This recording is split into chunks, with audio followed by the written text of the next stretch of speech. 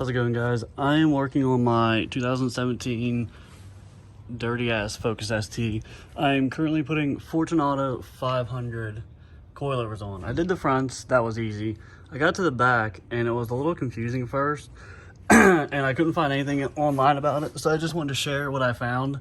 So what you're going to do is, I had shitty Racelands before, but you're going to take out your OEM spring, and there's going to be a bolt that goes up into this upper, I guess in the control arm, it goes up into there. You're going to take that bolt all the way out, it's a long one, and then you're going to use the adjustment collar, and then you're going to put the bolt up through there, and then tighten it back up, and torque it down, and then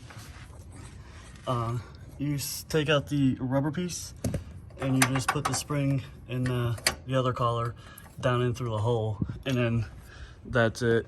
I had a big misconception on how it went, and there was no directions, and I finally figured it out, because they don't send the big bolt to go up through the bottom anymore, which was this collar used to be.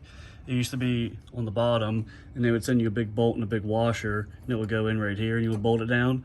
But they changed it, and now they don't send you one, and you just use the subframe bolt that goes up in this upper control arm in the rear, and that's it.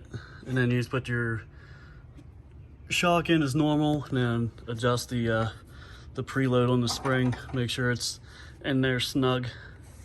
But that's all. Just wanted to share my findings on the internet, because there was none to be found.